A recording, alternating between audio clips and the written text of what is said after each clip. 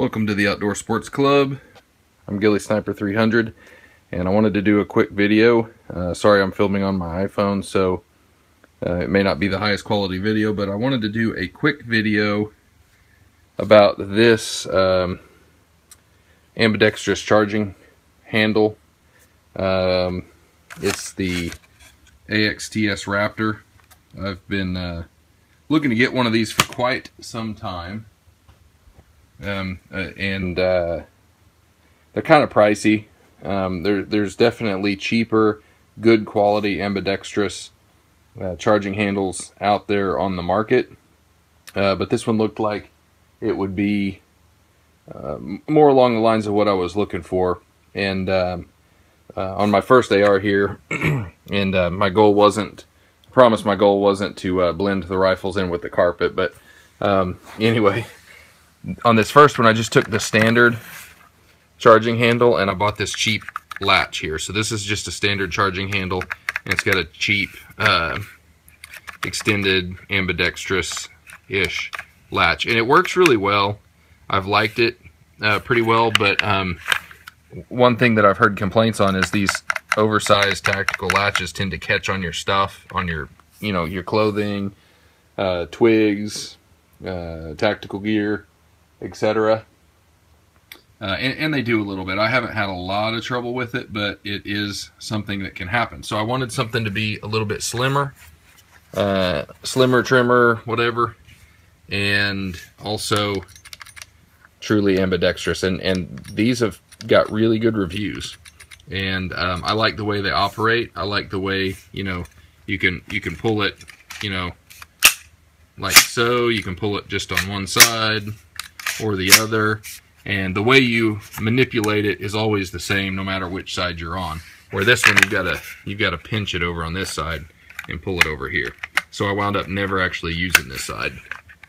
Now, not a big deal. Ambidextrous isn't a big thing for me necessarily, but I do shoot left-handed sometimes, and I wanted to have an ambidextrous selector and charging handle. So so what do I think about that so far? I kind of like it. I haven't shot it a lot with that charging handle on it, but it sticks out a little bit. But real quick, let's I just wanted to take, and I'm not using the calipers just to be super uber accurate, but I did want to just kind of measure how far it sticks out,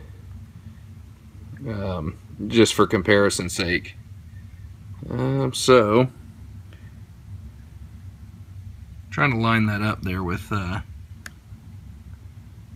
could use the depth side, I know, but so we're looking about maybe 1.25 inches or a little bit more. We're a little bit higher than that on the dial, but it's probably somewhere around 1.25 inches that one sticks out.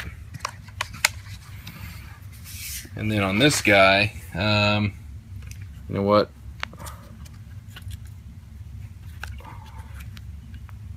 Man, okay, I'm gonna set my phone down for a sec. That QD lever is handy, but I've got it set pretty tight on there. So here, it's under 1 inch really from the same spot. I may not be exactly on the same spot, but you're saving a little bit of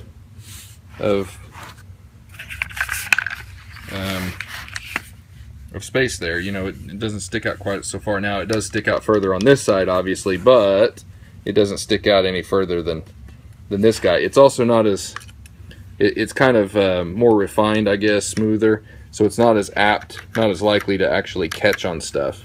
Things can slip off of this a little bit easier. So anyway, I like it so far.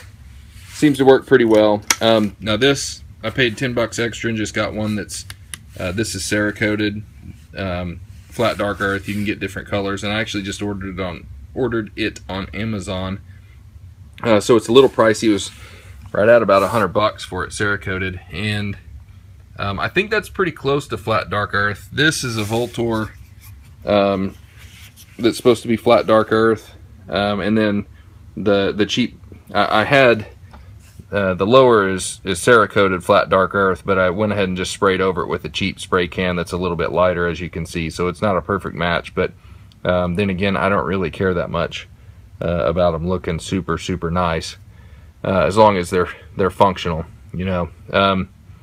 The only other thing I did that I'd like to mention now, since we're talking about ambidextrous stuff, this is it's kind of a cheap selector switch, ambidextrous selector switch. It's pretty typical.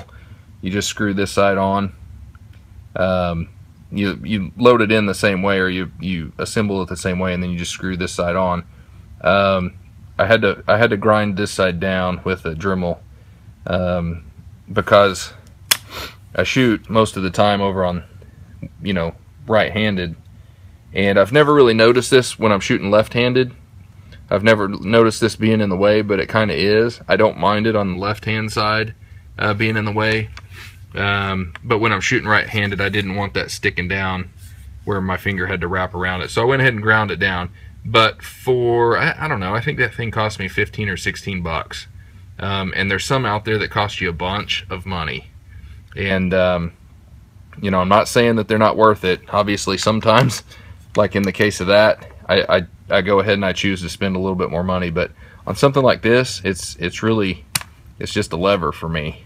So that's the only thing I was gonna say. If you do get one of these cheaper ones that isn't already shortened on this side, you might shorten it. There are some that I think are shortened on both sides. There are some that have interchangeable